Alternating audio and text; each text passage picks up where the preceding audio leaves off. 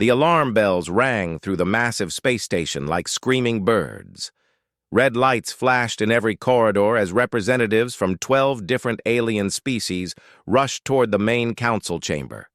Their feet, claws, and tentacles clicked and slapped against the metal floors in a strange rhythm of panic. Speaker Zix Thara stood at the center of the great round room, her blue skin turning darker with stress. She was tall and thin like all her people, with 4 arms that moved like graceful snakes. Around her, the other council members took their places at floating platforms that rose from the floor. "Order! We must have order!" Zix Thara's voice boomed through the chamber, but the aliens kept talking, their voices mixing into a horrible noise of clicks, hisses, and strange music-like sounds. The Zarions looked like giant cats with silver fur.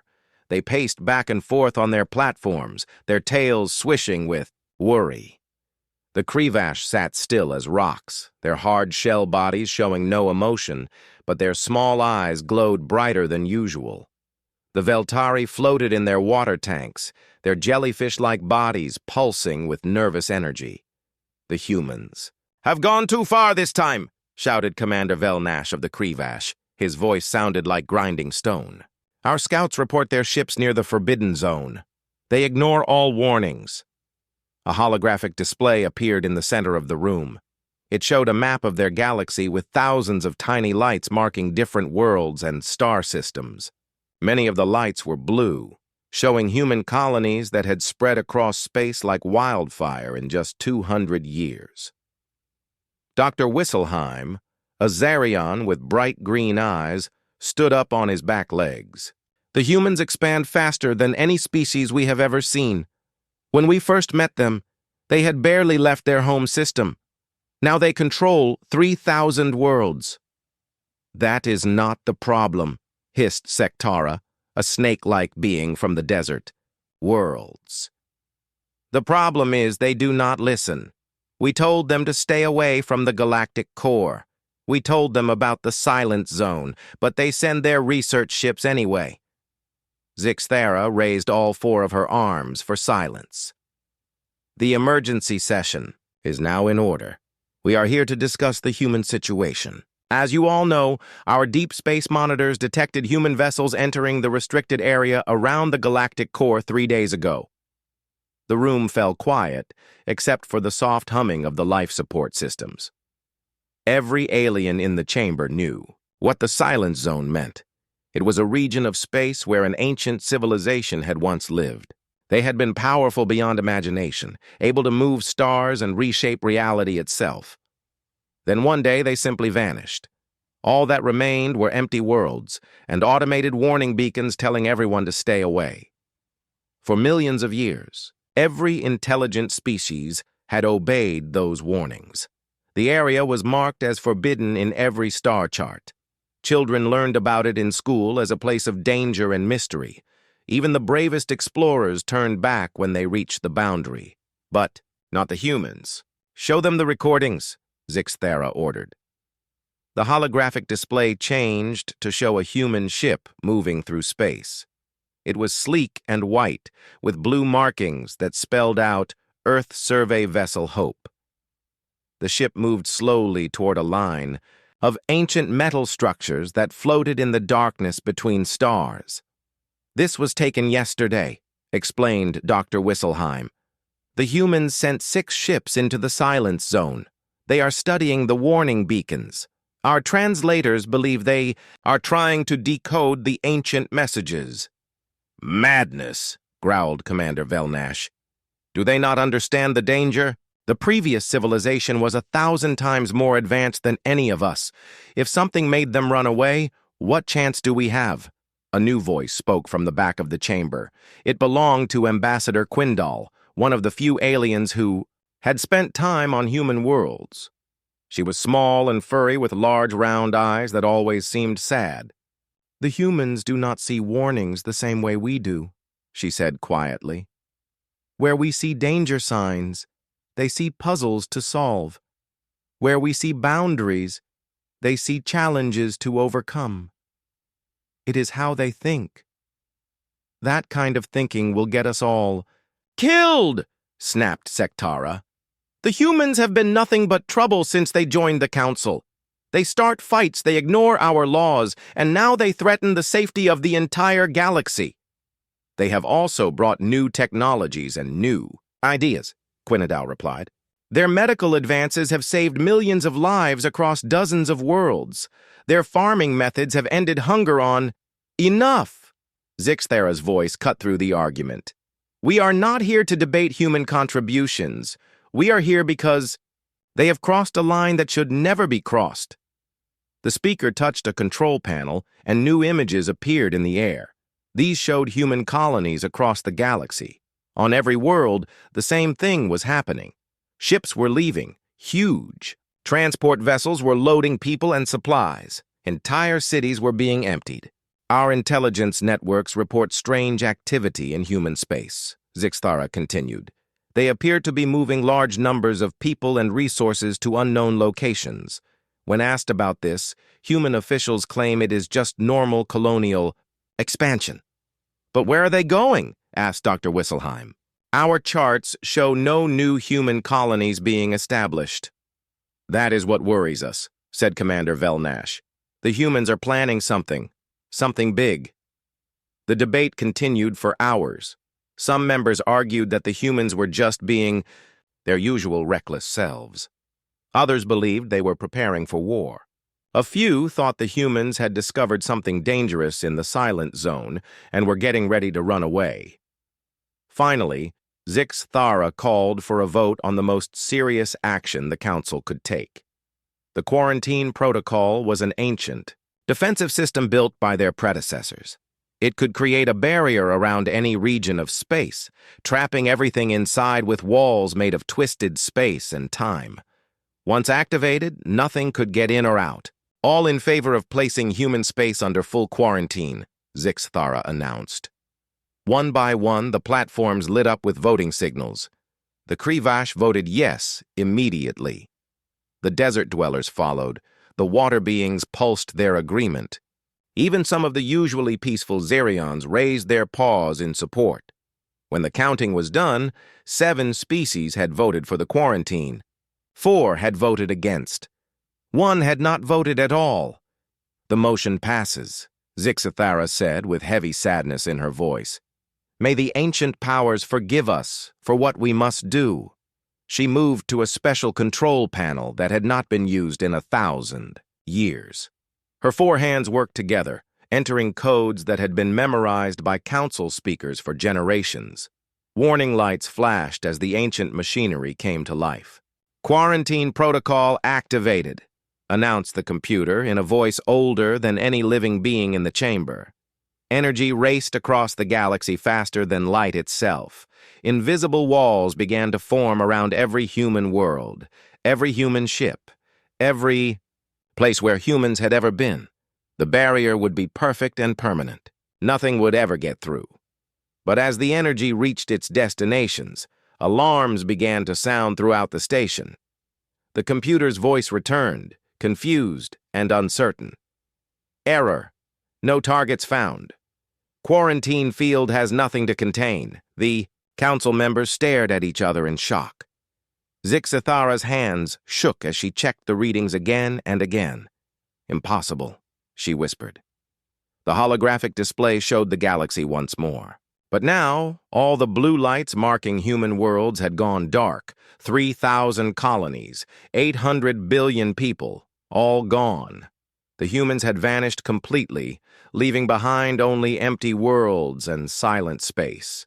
The council had pressed the button to trap them, but they were already gone. And in the deep monitoring stations scattered across the galaxy, automated systems began detecting something else. Faint signals coming from the direction of the galactic core, from the silent zone that no one was supposed to enter. The humans had not just disappeared. They had gone to the one place in the galaxy that even the ancient powers had feared. Commander Kelthara had never seen anything like it. The Vorthon military officer stood on the bridge of her ship, staring at the blue and green world that hung in space before them. Earth looked exactly as it should, White clouds swirled over, vast oceans. The lights of human cities twinkled on the dark side of the planet. Everything seemed normal, except there were no humans left anywhere. "Final scan complete, Commander," reported her science officer. The young Vorthan's skin had turned, pale blue with confusion. "All automated systems are running perfectly. Power grids are stable. Climate control is working. Even the traffic lights in the cities are still changing colors. But life sign readings show 0 humans on the entire planet." Dr. Wisselheim floated, beside them in his environmental suit, his silver fur pressed flat against his body. The Xerian scientist had volunteered to join the investigation team, despite the danger. His cat-like eyes reflected the light from Earth as he studied his scanner. "Readings. This makes no sense," Dr. Wisselheim said, his voice coming through the communication system with a slight purr. "Our records show that Earth had 12 billion humans just 1 week ago. You cannot move 12 billion people without someone noticing. Unless you have been planning it for a very long time," Commander Kelthera replied grimly. The Joint Task Force had been formed immediately after the failed quarantine attempt. Representatives from 6 different species had joined together to find out what happened to humanity. They had spent 2 weeks visiting empty human colonies, abandoned space stations, and silent mining facilities. Everywhere they went, they found the same thing: no humans, but everything else left behind in perfect working order. "Take us down to the surface," Kelthera ordered. "I want to see the human government buildings." Their ship descended through Earth's atmosphere like a falling star. Below them, the great cities of humanity spread out in all directions. New York, Tokyo, London, Lagos, Mumbai, all empty but still functioning. Automated vehicles moved along empty highways. Robot gardeners tended to parks where no one walked. Street cleaners swept sidewalks that no human feet would ever touch again. They landed near the United Nations building, the center of human government for over 2 centuries. The structure was made of gleaming metal and glass that reached high into the sky. Flags from every human nation still flew from poles around the building, snapping in the wind like colorful ghosts. "Air is breathable for all our species," Dr. Wisselheim reported as they prepared to leave the ship. "Temperature and pressure are within normal ranges. Whatever the humans did, they did not damage their world when they left." The 3 aliens walked through the empty streets of New York City. Their footsteps echoed between the tall buildings. Advertisements still played on giant screens, selling products to people who were no longer there. A hot dog cart sat abandoned on a corner, its computer still calling out in cheerful English. "Fresh hot dogs! Get your hot dogs here!" The entrance to the United Nations building was wide open. Inside, the lobby was clean and bright. A holographic receptionist greeted them with a smile. "Welcome to the United Nations Galactic Affairs Division," the hologram said in perfect galactic standard language. "How may I help you today?" "We are looking for information about human evacuation procedures," Commander Kelthera said carefully. "I am sorry, but I do not have any records of evacuation procedures," the hologram replied. "Would you like me to connect you with the Office of Colonial Development?" Dr. Wisselheim stepped forward. "Can you show us the most recent emergency broadcasts?" "Certainly. Please follow me to Conference Room A." The holographic woman led them down a long hallway lined with portraits of human leaders. At the end of the hall, she opened a door to a large room filled with chairs, facing a massive screen. The hologram gestured for them to sit down. "Playing most recent emergency broadcast recorded 6 days ago at 14:32 Earth Standard Time." The screen came to life, showing a human woman in a blue uniform sitting behind a metal desk. She had short gray hair and tired eyes that seemed to look directly at the aliens watching her. "This is Director Sarah Chen of the United Earth Colonial Authority," the woman said. "I am recording this message for any non-human visitors who may arrive after our departure. By the time you see this, all human settlements in this galaxy will be empty." Commander Kelthera leaned forward in her chair, Dr. Wisselheim's tail twitched with nervous energy. 6 months ago, our intelligence services detected preparations for the Galactic Council's quarantine protocol, Director Chen continued. We have known for some time that many Council species consider humanity to be a threat. We understand their concerns. Humans do not always follow the same rules as other species. The camera angle changed to show a map of the galaxy. Red lines appeared around human space, showing where the quarantine barriers would have been placed. Rather than wait to be trapped, we chose to leave, Chen explained. Operation Exodus has been in planning for over 50 years, ever since we first learned about the political tensions in the Galactic Council. Hidden facilities in deep space have been building generation ships capable of supporting our entire population for decades.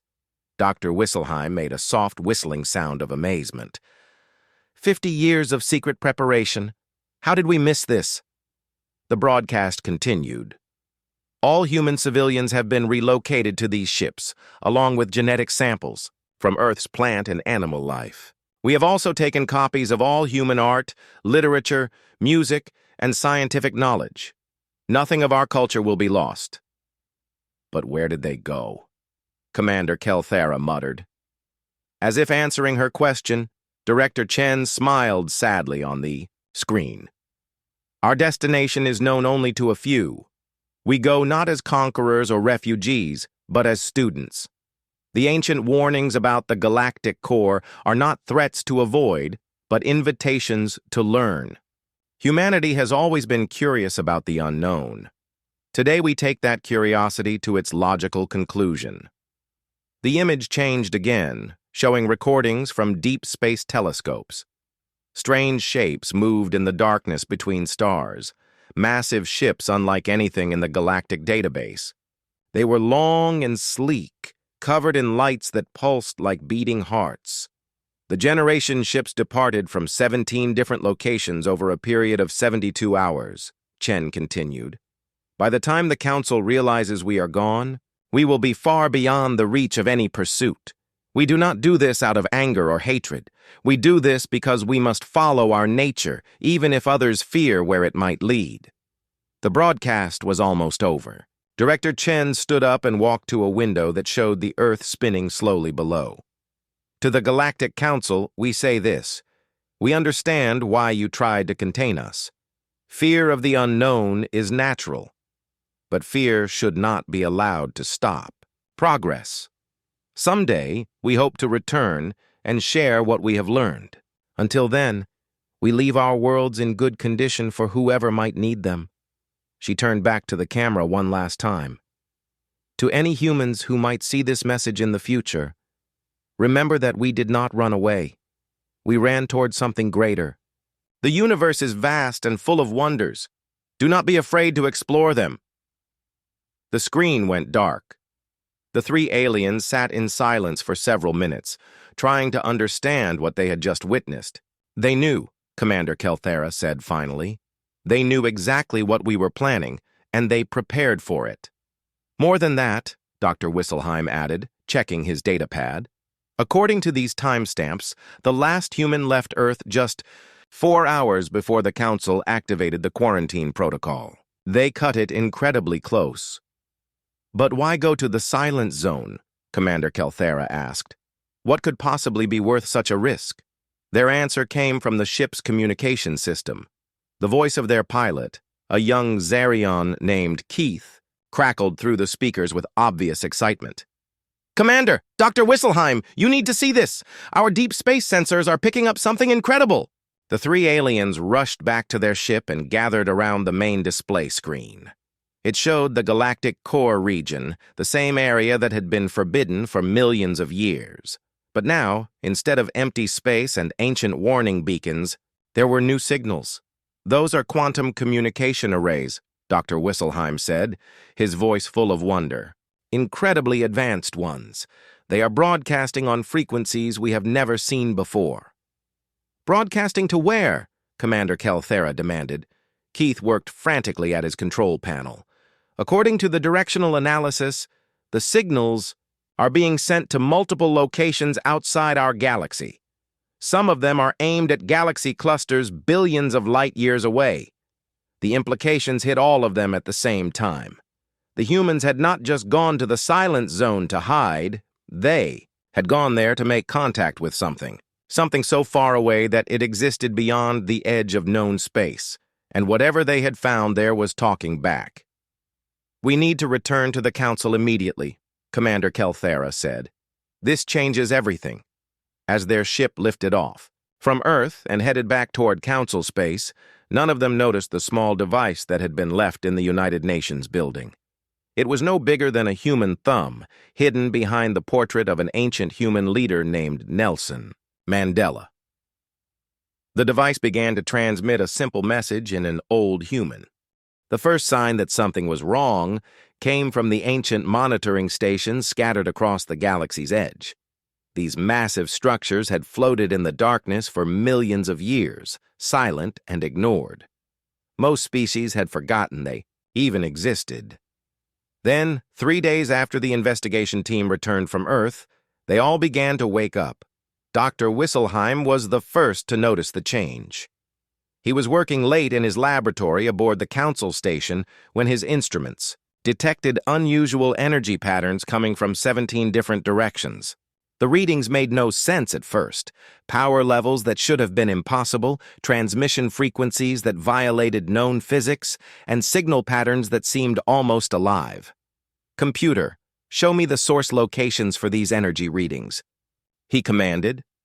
A holographic map of the galaxy appeared in front of him.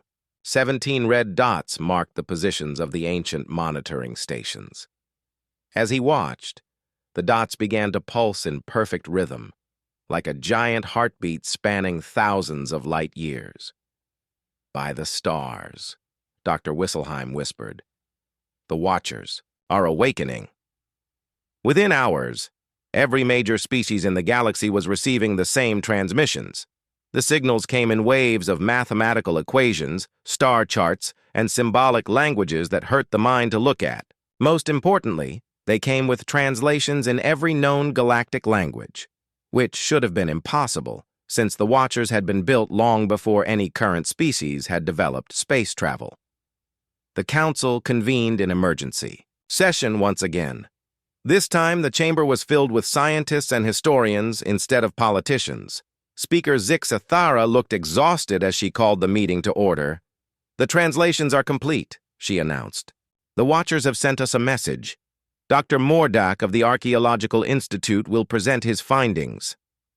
Dr. Mordak was an ancient Krivosh whose shell had turned almost black with age. He had spent his entire life studying the ruins left behind by the previous galactic civilization. His voice cracked like old stones as he began to speak. "The message is both a warning and a confession," he said. "The beings we call the Watchers were created by our predecessors to guard against a specific threat. They have maintained their vigil for over 4 million years, waiting for someone to be foolish enough to wake what sleeps in the galactic core." A new holographic display appeared, showing the center of their galaxy. It looked normal enough. A bright cluster of stars surrounding a massive black hole. But as the image zoomed in, strange details became visible. The stars moved in patterns that defied gravity. Space itself seemed to bend and twist in impossible ways. "The previous civilization called them the Inheritors," Dr. Mordak continued. "They are not from our reality. They exist in a state of being that spans multiple dimensions simultaneously. When they touch our universe, the laws of physics become flexible." Commander Kelthara raised one of her 4 arms. "Are they hostile?" "That is the wrong question," Dr. Mordak replied. "They are not hostile or peaceful in any way we can understand. They simply exist. The previous civilization made contact with them and learned that the Inheritors' purpose is to guide the evolution of consciousness throughout the universe." "Guide it how?" asked Dr. Wisselheim. The old historian's shell darkened even further, by forcing it to evolve or die. The Inheritors do not see death as an ending, but as a failure to adapt. When they touch a species, that species must either transcend its current limitations or cease to exist. A cold silence filled the chamber. Every being present understood the implications. The humans had gone to the galactic core. They had made contact with entities that could reshape reality itself, and they had been gone for only a few weeks. The message continues, Dr. Mordak said. The previous civilization was offered the same choice. Most of them chose to evacuate our galaxy rather than risk the transformation. They left behind the Watchers to ensure that no other species would be tempted to make contact. But some stayed. Behind, Zixathera said quietly. Some chose to accept the transformation. Yes, and according to the Watchers, those beings still exist at the galactic core. They have become something beyond our understanding, part of a cosmic community that spans the entire universe. They help the inheritors guide younger species toward their own moments of choice. Dr. Wisselheim felt his fur standing on end. The humans have been there for weeks. If this transformation is real, then they might already be... His words were cut off by alarms throughout the station. The main display screen flickered and changed to show readings from the Deep Space Monitoring Network. Something was moving. In the darkness between galaxies. Multiple somethings. And they were big. Incoming vessels detected, announced the computer. Configuration unknown. Energy signatures match no known technology. The shapes that appeared on the screen defied easy description. They were massive, some larger than moons, and seemed to shift and flow like living things. Their surfaces reflected light in patterns that hurt to watch for too long. As the aliens in the council chamber stared in fascination and terror, they realized that these ships were moving faster than should have been possible. They are not. Following normal space-time, reported the station's chief engineer, a spider-like being called Tic-Tac. Our sensors show them existing in multiple locations simultaneously. They appear to be using the same technology that the inheritors employ. How long until they reach us? Zixathera asked. At current speed, they should arrive in approximately 6 hours. But, Commander, these readings suggest they could arrive instantly if they chose to. The council chamber erupted in panic. Representatives began shouting in their native languages, demanding action, evacuation, or military response. But Dr. Mordak remained calm, still studying the ancient messages from the Watchers. There is more, he said, his voice somehow carrying over the chaos. The Watchers say that the returning fleet carries both humans and their new allies. They come not as conquerors, but as teachers. They bring an offer. What kind of offer?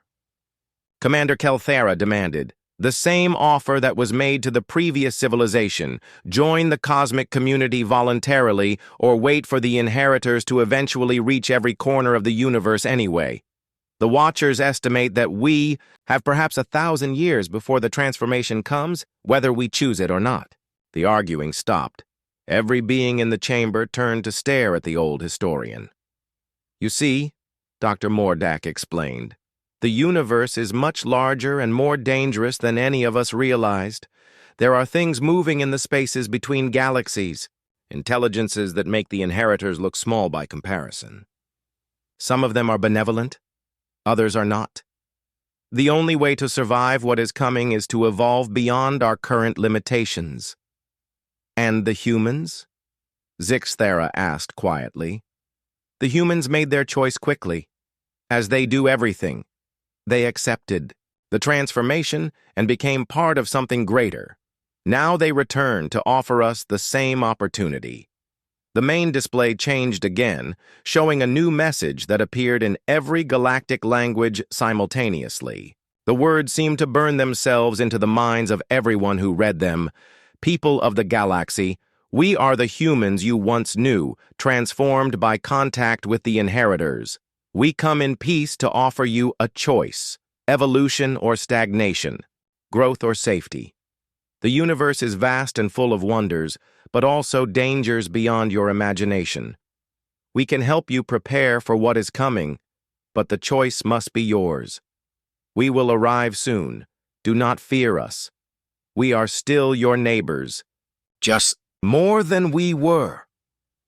As the message faded, another alarm sounded. This one was different, softer, but somehow more urgent. Long-range sensors detect massive energy buildup in the galactic core, Tic Tac reported. Something is awakening there, something incredibly large. The display showed the center of their galaxy again. But now, the twisted patterns of stars were moving faster. Streams of energy flowed between worlds like rivers of light, and at the very center, something vast began to stir. The inheritors themselves, Dr. Mordak whispered. They are preparing to greet the returning fleet. Outside the station's windows, the stars began to flicker in strange patterns.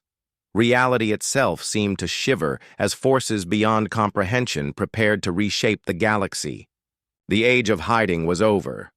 The age of choice had begun. And somewhere in the darkness between the stars, ships carrying transformed humans moved closer to their old home, ready to offer their former neighbors a chance to join them in something greater than any of them had ever imagined. The universe held its breath and waited to see what would happen next. The ships arrived without warning, appearing in space around the council station like flowers blooming from nothing. One moment the scanners showed empty darkness, and the next, 17 massive vessels hung motionless in the void. They were beautiful and terrible at the same time. Their hulls seemed to be made of crystallized starlight, and they pulsed with colors that had no names. Commander Kelthara stood on the station's observation deck, staring at the closest ship. Through the transparent aluminum windows, the vessel was easily 5 times larger than the biggest council warship, but it radiated no sense of threat. Instead, it felt almost peaceful, like looking at a sleeping giant that meant no harm. "They are requesting permission to dock," reported Communications Officer Velton, her voice shaking slightly. "The message is coming through on standard council frequencies, but the energy patterns are unlike anything we have ever seen. Speaker." Zixthera joined Kelthera at the window. Her 4 arms trembled as she watched streams of light flow across the alien ship's hull like living things. "Grant them permission," she said quietly. "If they wanted to destroy us, they would have done it already." The docking process was unlike anything the station crew had ever witnessed. Instead of using mechanical arms and airlocks, the human ship simply flowed forward until it touched the station's hull. Where they connected, the metal walls became transparent, creating a tunnel of light that led from one vessel to the other. "Breathable atmosphere established," Dr. Wisselheim reported from his monitoring station. "The composition is exactly matched to our station environment. How they knew our atmospheric requirements is concerning."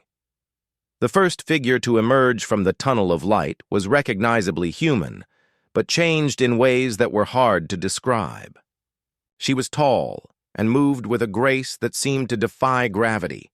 Her skin had a faint luminescence, and her eyes held depths that seemed to contain galaxies. But when she smiled, it was purely human, warm and genuine. "Hello," she said in perfect galactic standard. "I am Captain Sarah Chen, representing the human collective and our allies among the inheritors. Thank you for agreeing to meet with us." Zixthara stepped forward, fighting the urge to bow before this transformed being. "I am Speaker Zixthara of the Galactic Council. We have many questions." "I am sure you do," Captain Chen replied, "and I will answer them as best I can. But first, let me introduce you to someone who has been waiting a very long time to speak with you." She gestured toward the tunnel of light, and another figure emerged. This one was clearly not human. It stood 12 feet tall and seemed to be made of shifting geometric patterns that hurt to look at directly. When it spoke, its voice came from everywhere at once, resonating through the metal walls of the station. "Greetings, children of the galaxy," the being said. "I am what you would call a shepherd. One of those who chose transformation when the inheritors first came to this galaxy 4 million years ago. I have watched over you all since then, waiting for the day when you would be ready to hear the..." truth. Dr. Whistleheim stepped forward, his scientific curiosity overcoming his fear. You are one of the previous galactic civilization, the ones who built the Watchers. I was once a being much like yourselves, the shepherd replied. Small, afraid, limited by the boundaries of a single reality. The inheritors offered us a choice, just as they now offer you. Most of my people fled to other galaxies. Some chose to transform. I was among those who stayed. What happened to you? Commander Kelthera asked. The geometric patterns that made up the shepherd's body shifted into something almost resembling a smile. I became more than I was. My consciousness expanded beyond the boundaries of a single body, a single world, a single reality. I learned to see the universe as it truly is, not a collection of separate things, but a single, interconnected whole. Captain, Chen moved to stand beside the shepherd. The transformation is not forced, she explained. Each being chooses their own path. Some humans chose to remain essentially unchanged, just with expanded capabilities. Others, like myself, chose a middle path, enhanced but still recognizably human. A few chose complete transcendence. And the inheritors? Zixthera asked. What do they want from us? The shepherd's patterns brightened. They want nothing from you. They offer only opportunity. You see, the universe is entering a new phase of its existence. The spaces between galaxies are awakening. Ancient forces that have slept since the universe was young are beginning to stir. Some of them are benevolent. Others are not. A holographic display appeared in the air between them, showing the vast cosmic web that connected all galaxies. As they watched, dark spots began to appear in the emptiness between galaxy clusters. The spots pulsed with malevolent energy. The devourers, Captain Chen said softly, entities that consume consciousness itself. They turn entire galaxies into empty husks, feeding on the thoughts and dreams of every living being. They are slow to wake, but once they begin moving, nothing can stop them except unified resistance. How long do we have? Dr. Whistleheim asked.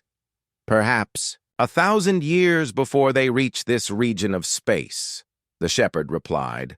Long enough for most species to live out their natural lifespans in peace, but not long enough for evolution through normal means. Commander Kelthera felt a chill run through her body. You are saying we must transform or die. We are saying you must grow or be consumed, Captain Chen corrected gently. The transformation offered by the inheritors is not the only path, but it is the fastest and safest. Species that evolve naturally have a much lower survival rate when the devourers arrive. Show them, the shepherd said. The holographic display changed to show recordings from other galaxies. Beautiful worlds, full of life, suddenly going dark as waves of nothingness swept across them. Entire civilizations disappearing in moments as their consciousness was drained away by hungry shadows. This is why the inheritors travel the universe, the shepherd explained.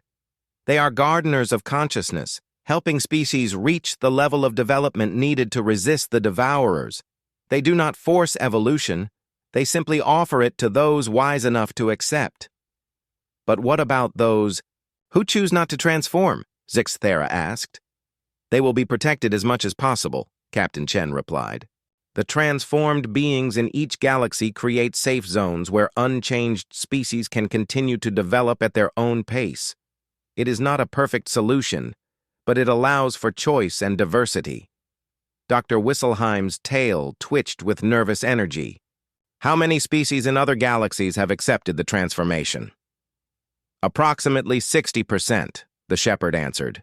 The others either fled to distant regions of space or chose to remain in protected areas. Each species responds differently to the offer. And humanity? Commander Kelthara asked. How did you decide so quickly? Captain Chen laughed, and the sound was pure human joy despite her transformation. We did what humans always do when faced with the unknown. We jumped in with both feet.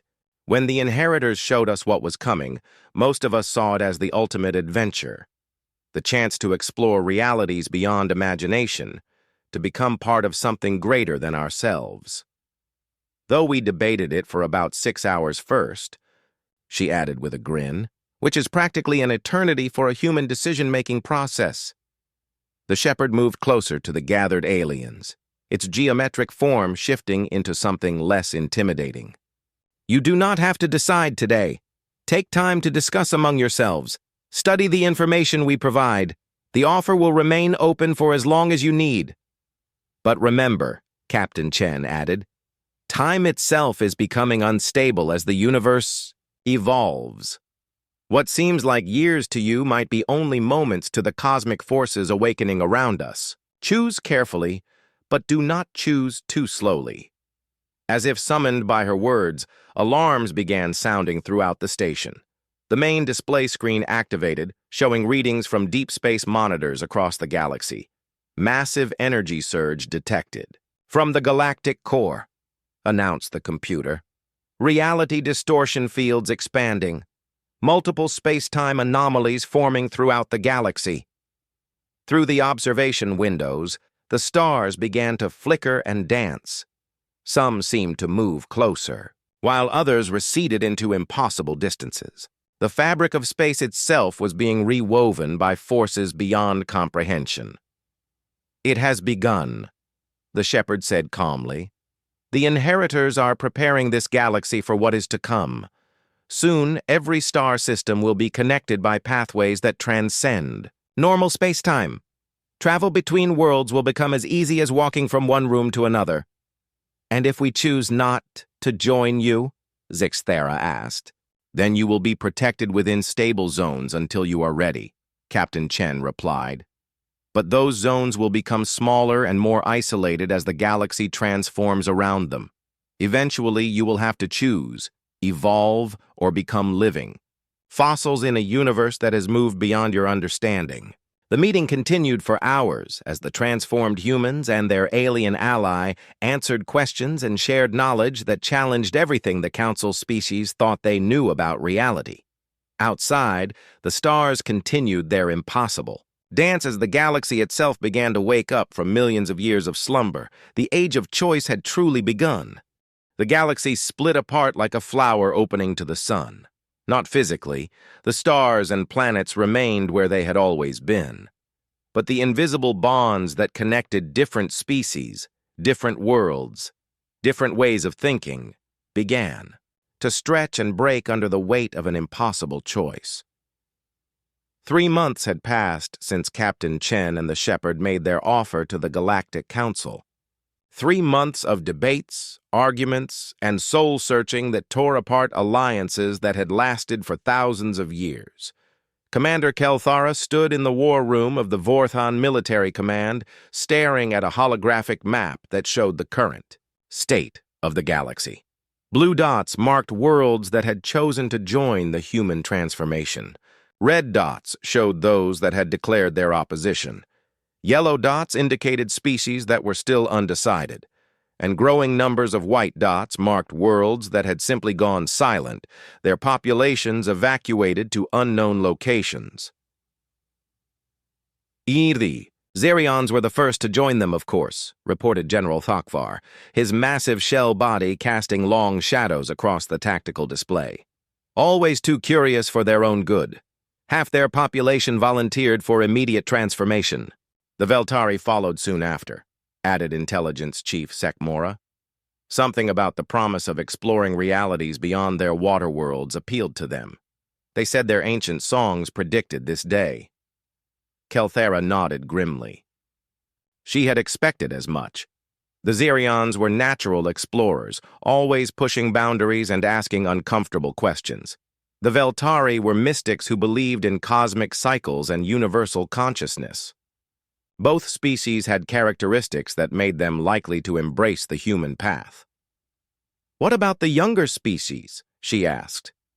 The Veltari offspring, the Quindal, and most of the newer council members have chosen transformation, Sekmora replied. They say they have less to lose and more to gain.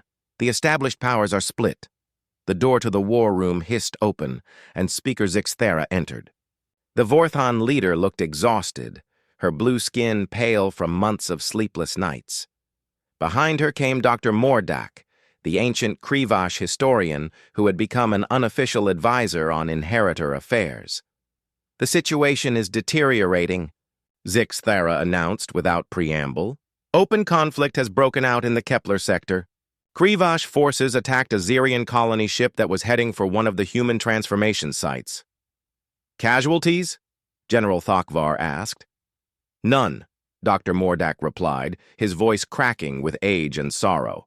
"The transformed Zirians simply absorbed the attack. Their ships exist in multiple dimensions now. Conventional weapons pass through them like light through glass." Kelthara felt her stomach tighten. "Are they retaliating?" "That is the disturbing part," Zixthera said. "They sent medical aid to the Krivash ships, healing technology beyond anything we have ever seen. They saved the lives of beings who had just tried to kill them." "It is worse than retaliation," Dr. Mordak explained. "They are showing mercy to those who refuse to understand mercy. It makes them seem alien in ways that pure violence never could." The holographic display updated itself, showing new developments across the galaxy. More worlds were choosing sides every day. Trade routes were breaking down as species refused to interact with those who had made different choices. Centuries of cooperation were crumbling under the pressure of an impossible decision. "We have to make a choice," Zixthera said quietly. "The Vorthon people are demanding leadership. Half want to join the transformation, half want to fight it. All of them are looking to us for answers we do not have. The humans warned us this would happen," Dr. Mordak said. "They told us that the choice would divide us before it united us. Species that evolve together become stronger. Species that fight evolution become extinct." A new alarm sounded throughout. The command center. The main display screen flickered and changed to show an incoming transmission. The image that appeared made everyone in the room step backward in shock. It was Dr. Wisselheim, but transformed beyond easy recognition. His silver fur now seemed to be made of liquid starlight. His eyes held the depth of space itself. When he spoke, his voice carried harmonics that resonated in dimensions they could not see. "Friends," he said, and despite his alien appearance, his tone was warm and familiar. "I am speaking to you from the transformed world of Zirion Prime. I volunteered for complete transformation 3 weeks ago. I wanted to show you what we become when we accept the Inheritor's gift." "Wisselheim," Zixthera whispered. "What have they done to you?" "Nothing was done to me," the transformed scientist replied with something like his old purring laugh.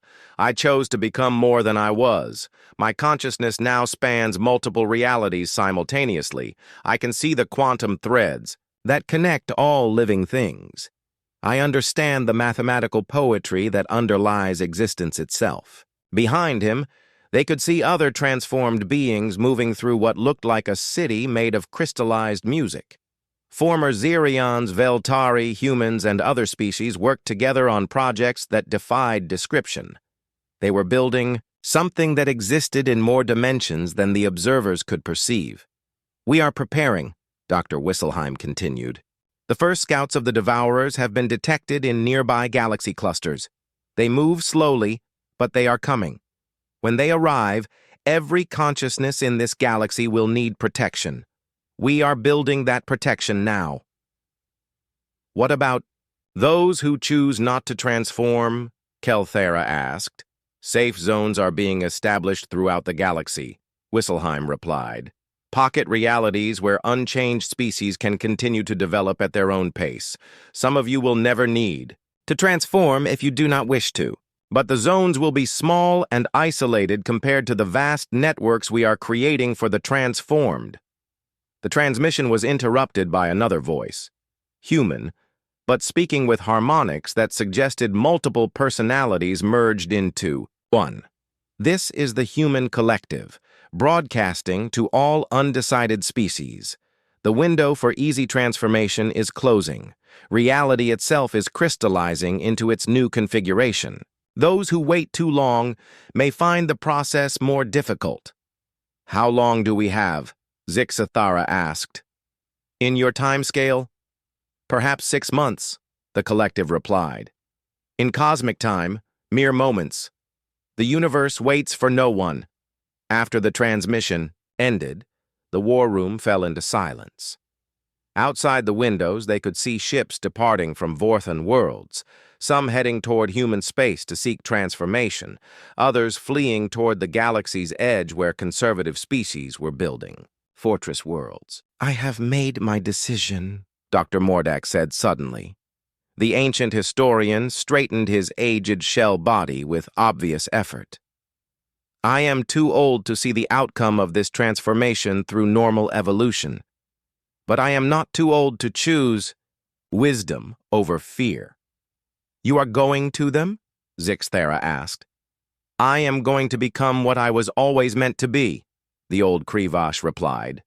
"A keeper of knowledge, but knowledge that spans realities instead of just one small world."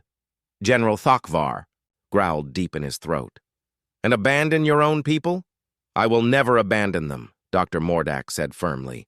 "I will become something that can protect them better than I ever could in this limited form." The transformed do not lose their love for the unchanged. They simply gain the power to express that love on a cosmic scale. Over the following months, the galaxy continued to divide and reshape itself.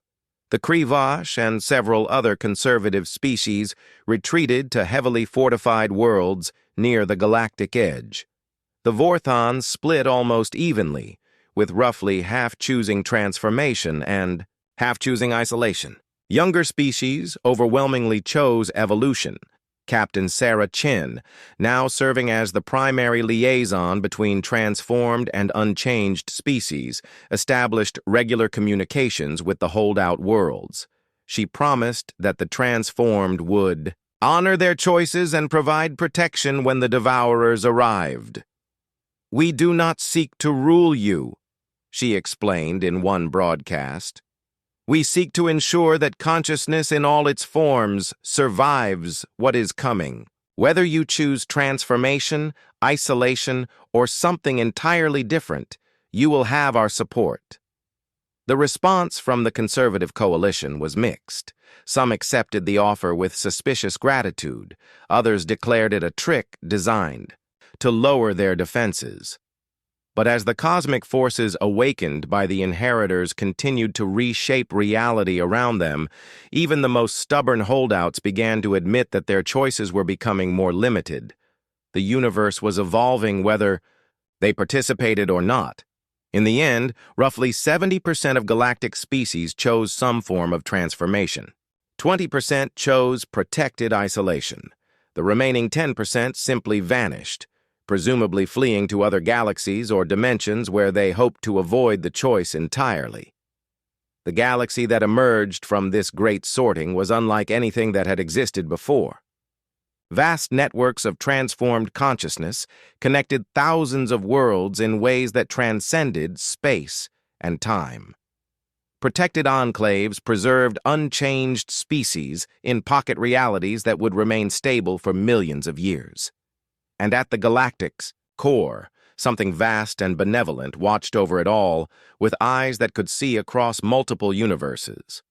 Commander Kelthera, now serving as the military liaison for one of the protected zones, stood on the observation deck of her new command.